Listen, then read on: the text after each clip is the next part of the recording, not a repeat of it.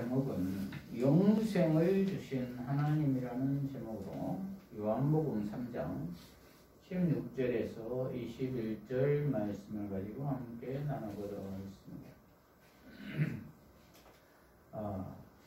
우리 모두가 살아가는 이 세상은 길면 100년 정도일 것입니다. 그만큼 유한한 세상이라는 것이죠. 그런데 어떤 사람은 그 짧은 인생을 영원할 것처럼 사는 사람들이 있습니다. 왜냐하면 그러한 사람들은 죽음과 영생이라는 개념에 대해서 대수롭지 않게 생각하며 간과하기 때문입니다. 그러나 분명한 것은 우리 모두는 다 죽는다는 것입니다. 그것은 누구에게도 예외가 없다는 것입니다. 그리고 그 이후에는 심판이 있다는 것이죠. 그러므로 우리 모두는 영생에 대해서 필연적으로 알아야 할 것입니다. 그리고 준비해야 할 것입니다. 그러면은 어떻게 준비해야 할까요? 오늘 본문을 통해서 살펴보도록 하겠습니다. 오늘 본문 전체 줄거리 살펴보면은 전 단락에서 바리새인이자 율법학자인 산헤드린 공회원인 니고데모가 밤중에 예수님을 찾아와서 어떻게 하여야 영생을 얻을 수 있겠습니까? 라고 질문합니다. 그러자 예수님이 거듭나야 영생을 얻을 수 있다고 말씀합니다.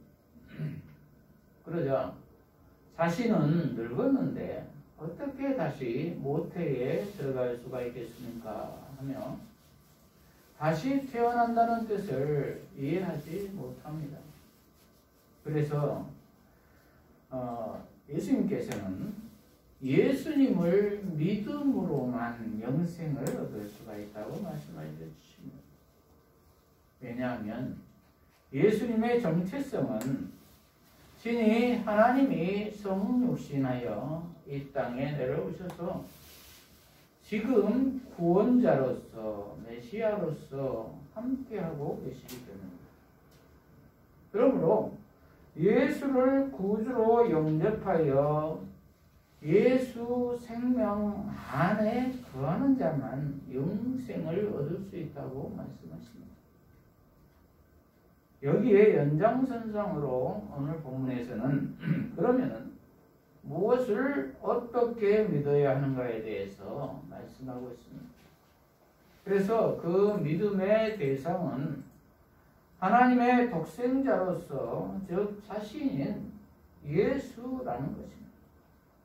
자신의 아버지인 하나님이 이 세상을 극진히 사랑하셔서 자신을 보내셨다는 것입니다. 자신의 정체성에 대해서 이야기하고 있는 것입니다. 즉 자신이 하나님이며 구원자이며 메시아이다 이렇게 말씀하고 계십니다. 왜냐하면 니고데모가 이전에 2장을 보면은 예수님이 행하신 표적들, 즉 가나 혼인잔치에서 물로 포도주를 만든 첫 기적과 성전에서 환전상들을 둘러 엎으시며 성전을 깨끗하게 하시며 내 아버지 집을 장사하는 집으로 만들지 말라고 하시며 또 성전을 헐라고 하시며 3일 만에 다시 세우겠다고 말씀하시며 성전을 가리켜 자기 몸이라고 하신 점들을 보아서 어렴풋이 메시아임을 알고 찾아온 것 같으니까 예수님이 구원에 대하여 영생에 대하여 확정적으로 확실하게 말씀하여 주고 계십니다. 그러므로 자신을 믿는 자마다 영생을 얻게 될 것이라고 말씀하십니다. 그래서 전 인격적으로 예수를 나의 주인 삼으라는 것입니다. 즉 예수 생명으로 살라는 것입니다. 그런데 세상 사람들은 자신을 거부한다는 것입니다. 그래서 그들은 이미 심판을 받은 것이라고 합니다. 그러나 진리를 따르는 자는 회개하고 빛으로 나아올 것이라는 것입니다. 오늘 본문을 통해서 살펴보도록 하겠습니다. 첫째로 하나님이 독생자를 세상에 보내심입니다. 하나님이 독생자를 세상에 보내심. 16절에서 17절까지를 보면은 하나님이 세상을 이처럼 사랑하사 독생자를 주셨으니 이는 그를 믿는 자마다 멸망하지 않고 영생을 얻게 하려 하심이라. 하나님이 그 아들을 세상에 보내신 것은 세상을 심판하려 하심이 아니요 그로 말미암아 세상이 구원을 받게 하려 하심이라. 이렇게 기록하고 있습니다. 무슨 말이냐? 하나님이 세상을 이처럼 사랑하사, 여기에서 이처럼 사랑한다는 말은 지극히 극진히 사랑한다는 것입니다. 지극히 극진히가 어디까지입니까? 죽기까지 사랑하셨다는 것입니다. 그것은 십자가의 죽으심입니다. 우리의 죄를 위해서 십자가에서 우리 대신 죽으셨다는 것입니다. 어느 누가 나의 죄를 대신해서 죽어주실 수가 있을까요? 그런데 예수님은 죽어주실 뿐만 아니라 영생까지 주셨다는 것입니다. 영원히 죽지 않고 사는 생명을 주셨다는 것입니다. 죽음을 이긴 영원한 생명을 주셨다는 것입니다. 이것보다 더 큰 복이 어디 있겠습니까? 우리 모두는 감사해야 할 것입니다. 그리고 17절에 부연 설명을 하고 있습니다. 그 아들을 세상에 보내신 것은 세상을 심판하려 하심이 아니요 그로 말미암아 세상이 구원을 받게 하려 하심이라. 이렇게 기록하고 있습니다.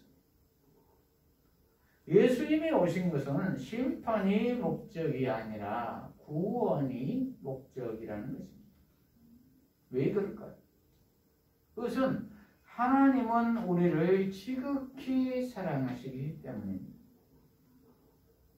그러나 심판이 함께 있는 것은 공의의 하나님이시기 때문에 그렇습니다. 의인들을 신원하여 주시는 겁니다. 악인은 심판하고 의인은 구원하여 주신다는 것입니다. 왜 그럴까요? 악인에 대한 심판이 없으면 의인은 얼마나 억울하겠습니까? 그러므로 의인은 반드시 보상을 받습니다. 그것이 영생입니다. 하나님과 함께 영원히 온 우주를 다스리실 것입니다. 이것이 하나님의 공의입니다. 그리고 그로 말미암아 세상이 구원을 받게 하려 하신다는 말은 예수로 말미암아 온 우주 만물까지 다 회복시키시겠다는 것입니다. 이것은 개인을 넘어서 온 우주 만물로 확장된 것입니다. 창조주이신 하나님이신 예수님이 오심으로 일대 변혁이 일어난 것입니다. 그래서 서기를 기록할 때 BC와 AD로 기록을 하죠. BC는 Before Christ이지요. 예수님 오시기 전이지요. 그리고 AD는 라틴어로 안노 도미니이죠. 주님의 해라는 뜻입니다. 즉 세상의 돈과 권력이 힘이었던 시대에서 예수님의 탄생을 기준으로 예수님이 왕으로 통치되기 시작된 것을 원년의 기준으로 삼았다는 것입니다. 이렇듯 온 우주까지 새롭게 하셨습니다. 그 예수님이 하나님으로서 이 땅에 내려오셔서 임무를 완수하시고 다시 올라가신 것입니다. 그것은 우리의 완전한 구원을 위해서입니다. 그래서 우리 모두는 예수님의 재림을 기다리고 있죠. 그래서 우리 모두는 구원의 이미와 아직에 중첩된 삶을 지금 살고 있는 것입니다. 영원한 완성을 향하여 가고 있는 여정인 것입니다. 그런데 이렇게 하나님이 우리를 사랑하여 독생자를 주셨는데, 구원의 길을 열어주셨는데 한 가지 조건이 있습니다. 그것은 믿는 자마다 영생을 주신다는 조건입니다. 그러면 믿는다는 것은 무엇일까요? 믿는다는 것은 예수 그리스도를 믿는다는 것입니다. 이것을 이해하려면 전달락 3장 1절에서 15절까지의 말씀을 이해해야 합니다. 니고데모 이야기. 니고데모가 영생을 얻으려면 어떻게 해야 하냐고 밤중에 예수님을 찾아왔죠. 그래서 예수님이 거듭나야 영생을 얻을 수 있다, 이렇게 말씀하시잖아요. 거듭난다는 것은 다시 태어난다는 말이죠. 그래서 사람이 늙었는데 어떻게 다시 태어날 수 있냐고 이해를 하지 못하죠. 그래서 예수님이 설명을 하십니다. 거듭난다는 것은 원문을 보면은 3장 5절에서 8절을 보면은 예수께서 대답하셨다. 내가 진정으로 내게 말한다. 누구든지 물과 성령으로 나지 않으면 하나님 나라에 들어갈 수 없다. 육으로 난 것은 육이고 성령으로 난 것은 영이다. 내가 네게 너희는 위로부터 나야만 한다라고 말한 것을 이상하게 여기지 마라. 바람은 불고 싶은 대로 분다. 그러나 너는 그 소리만 들을 뿐 그것이 어디에서 와서 어디로 가는지 알지 못한다. 성령으로 난 자도 다 이와 같다. 이렇게 기록하고 있습니다. 거듭난다는 것은 위로부터 난 생명이라는 것입니다. 그것은 물과 성령으로 난 것이라는 것입니다. 하나님으로부터 난 생명이라는 것입니다. 그것은 내가 노력해서 얻어지는 생명이 아니라는 말입니다. 위로부터 성령으로 내려와야 된다는 것입니다. 그래서 8절에 바람이 불고 싶은 대로 분다. 그러나 너는 그 소리만 들을 뿐 그것이 어디에서 와서 어디로 가는지를 알지 못한다. 성령으로 난 자도 다 이와 같다. 이렇게 말씀하고 있는 것입니다. 그것은 하나님이 주셔야만 위로부터 난 생명, 즉 성령을 받을 수가 있다는 말입니다. 그래서 종교 지도자인 니고데모는 성경을 잘 안다고 하는 율법학자이었지만 이 성령을 알지도 받지도 못했다는 것입니다. 그러므로 우리 모두는 다 육으로 난 생명들이죠.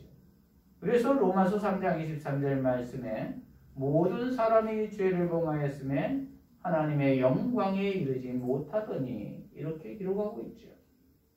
그래서 육으로 난 사람들은 성령이 이해가 되지 않는 것입니다. 예수님이 이해가 되지 않는 것입니다. 그래서 믿어지지 않는 것입니다. 그리고 이대로 쭉 가면은 멸망뿐이라는 것이죠. 이렇게 이미 우리 모두는 태어날 때부터 영이 죽어있는 상태로 태어납니다.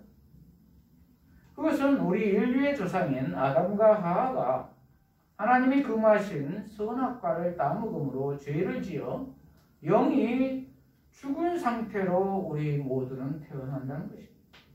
그래서 에덴 동산에서 쫓겨난 상태인 것입니다. 둘째 아담인 예수가 오셔서 새 창조가 있지 않으면 우리 모두는 죽음의 인생들이라는 것입니다. 그래서 우리 모두는 거기에서 건짐받지 못하면 죽은 채로 그냥 쭉 가는 것입니다. 왜냐하면 죄의 문제를 본질적으로 해결하지 못했기 때문에 그렇습니다.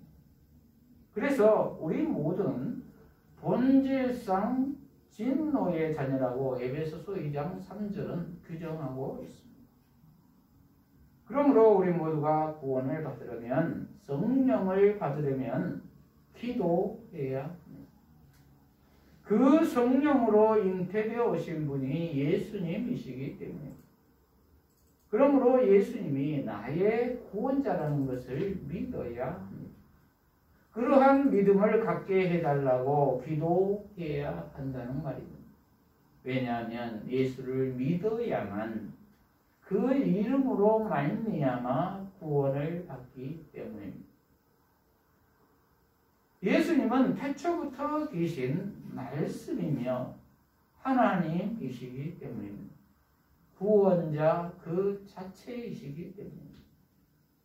그러므로 우리 모두는 하나님께서 은혜를 베풀어 주시도록 기도해야 합니다. 그러지 않고는 다른 방법이 없습니다. 왜냐하면 구원의 여부는 우리의 소관이 아니라 하나님의 소관이기 때문에 그렇습니다. 저와 여러분은 성령을 받으셨습니까? 구원을 받으셨습니까? 기도함으로 예수님이 믿어지시는 저와 여러분이 되시기를 축복합니다. 둘째로 독생자에 대한 두 가지 반응입니다. 독생자에 대한 두 가지 반응. 18절에서 21절까지입니다. 그를 믿는 자는 심판을 받지 아니하는 것이요 믿지 아니하는 자는 하나님의 독생자의 이름을 믿지 아니하므로 벌써 심판을 받은 것입니다. 그 정죄는 이것이니 곧 빛이 세상에 왔으되 사람들의 자기 행위가 악함으로 빛보다 어둠을 더 사랑한 것이니 악을 행하는 자마다 빛을 미워하여 빛으로 오지 아니하나니 이는 그 행위가 드러날까 하며 진리를 따르는 자는 빛으로 오나니 이는 그 행위가 하나님 안에서 행한 것임을 나타내려 함이라 하시니라. 이렇게 기록하고 있습니다. 무슨 말입니까? 독생자에 대한 두 가지 반응, 즉 긍정적인 반응과 부정적인 반응으로 나타난다는 것입니다. 18절에 보면 긍정적인 반응입니다. 그를 믿는 자는 심판을 받지 아니한다고 했습니다. 왜냐하면 믿는 자는 요한복음 5장 24절에 보면은 사망에서 생명으로 옮기운 자가 되었기 때문입니다.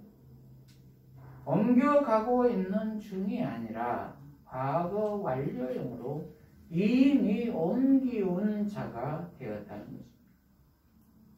예수를 믿으면 즉시 생명으로 옮기운 자가 되었다는 것입니다. 그것은 예수님으로 말미암아 제 문제가 해결되었기 때문입니다. 그리고 21절에 보면은 진리를 따르는 자는 빛으로 오나니 이는 그 행위가 하나님 안에서 행한 것임을 나타내려 한다고 했습니다. 진리를 따르는 자는 빛으로 나오며 그 행위로 하나님께 영광 돌리는 삶을 산다는 것입니다. 생명으로 옮기운 자의 삶은 그 증거로 예수 안에서 빛의 삶을 산다는 것입니다. 왜냐하면 예수가 그 안에 계시기 때문입니다. 예수님이 친히 하시기 때문에 죄를 이기는 삶을 산다는 것입니다. 두 번째는 부정적인 반응입니다. 그러나 믿지 아니하는 자는 하나님의 독생자의 이름을 믿지 아니하므로 벌써 심판을 받은 것이라고 했습니다. 왜냐하면 19절에 보면은 그 정죄는 이것이니 곧 빛이 세상에 왔으되 사람들이 자기 행위가 악함으로 빛보다 어둠을 더 사랑한 것이니라. 악을 행하는 자마다 빛을 미워하며 빛으로 오지 아니하나니 이는 그 행위가 드러날까 하며 이렇게 기록하고 있습니다. 악을 행하는 자는 빛을 미워할 뿐 아니라 어둠을 사랑하며 빛으로 오지 않는다고 했습니다. 왜냐하면 그 행위가 드러날까 염려하기 때문이라는 것입니다. 그러므로 그러기에 예수님에게로 더욱더 오지 않는 것이죠. 오히려 어둠을 더 사랑한다는 것입니다. 이 세상 명예와 쾌락이 더 좋다는 것입니다. 본능에 충실한다는 것입니다. 그것의 결과는 멸망뿐인데 말입니다. 상실한 마음 그대로, 어둠의 마음과 행동 그대로 그것을 사랑하며 간다는 것입니다. 그것이 이미 심판을 받은 것이라는 것입니다. 왜냐하면 그 안에는 결국 참 만족과 참 행복이 없기 때문입니다. 마실수록 갈증이 나는 것과 같지요. 그럼에도 불구하고 그것을 계속 더 사랑하게 된다는 것입니다. 참으로 안타까운 일이지요.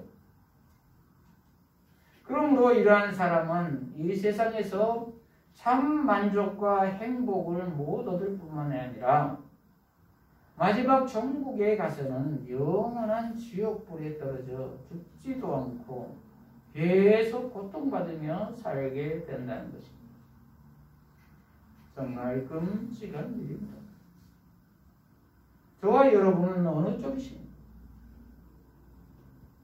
빛을 더 사랑하십니까? 어둠을 더 사랑하십니까? 빛을 더 사랑하시기를 축복합니다. 예수님에 대해서 더 알고 싶어지시기를 축복합니다. 작은 예수로 살기로 결단하시기를 축복합니다. 그럴 때 예수님 안에서 하나님과 동행하는 삶이 될 줄로 믿습니다. 그럴 때 그 안에서는 빌립보서 4장 13절 말씀처럼 내게 능력 주시는 자 안에서 내가 모든 것을 할 수 있을 줄로 믿습니다. 마태복음 17장 20절 말씀처럼 이 산을 명하여 저 산으로 옮기우라면 옮겨질 줄로 믿습니다. 이러한 승리의 삶을 사시기를 축복합니다. 말씀을 마무리합니다. 저와 여러분은 영생을 받으셨습니까? 약속 받으셨습니까? 구원을 받았습니까? 그러려면 먼저 예수 그리스도를 나의 구주로 영접해야 합니다. 그러려면 우리 모두는 기도해야 합니다. 그리고 나의 주인이 예수로 바뀌어야 합니다. 그럴 때 성령 안에서 진정한 승리의 삶을 살게 될 줄로 믿습니다.